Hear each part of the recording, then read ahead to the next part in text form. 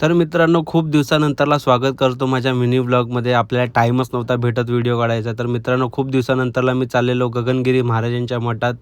ही माझी लाडो आहे आणि तो पुढे चालला आहे, तो माझा मामा आणि स्वरांश आहे. आणि आम्ही चाललेलो ॲक्च्युली गगनगिरी महाराजांच्या मठात. तर मित्रांनो, ही सर्व फॅमिली घेऊन चाललेलो. तर इथे CNG ब्रेक झालेला आमचा.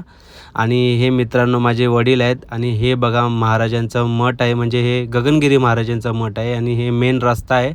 आणि हा भव्य असा मंदिर आहे. खूप सुंदर वाटत होतं मंदिर बघून. तर मित्रांनो, मंदिर बघून आम्ही आतमध्ये एंटर केलं आणि हा माझा मामा आहे.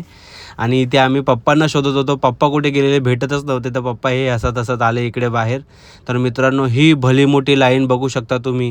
ही त्या टोकापर्यंत मी तुम्हाला झूम करून दाखवतो मित्रांनो. ही बघा, ही लाईन तिथपर्यंत होती आणि ही अशी सलग लाईन गेलेली. म्हणजे जिथे महाराजांनी समाधी घेतली त्या दर्शनासाठी ही लाईन होती मित्रांनो. आणि हे रूम्स होते, इकडे तुम्ही राहू शकता वगैरे, विश्रांती घेऊ शकता. आणि ही माझी सर्व फॅमिली होती मित्रांनो. मामा, आई, पप्पा, लाडो, परी, माझी मम्मी. आणि हे मित्रांनो इथे महाराजांचा फोटो ठेवलेला आणि इथे ही अशी छोटी इथे लाईन होती. तर आम्ही जास्त टाईम वेस्ट नाही केला, कारण की तिकडे जर थांबलो असतो आम्ही तर अर्धा 1 तास लागला असता. तर इथे आम्ही मुखदर्शन घेतलं आणि मग आम्ही आमच्या पुढच्या प्रवासाला सुरू केलं. तर मित्रांनो, हे असं सुंदर असं मंदिर बनवलेलं आहे आणि ही माझी लाडो मस्तपैकी पोज देते मित्रांनो. आणि इथे मी पण गप लाईनीमध्ये उभं राहिलो. तर इथपर्यंत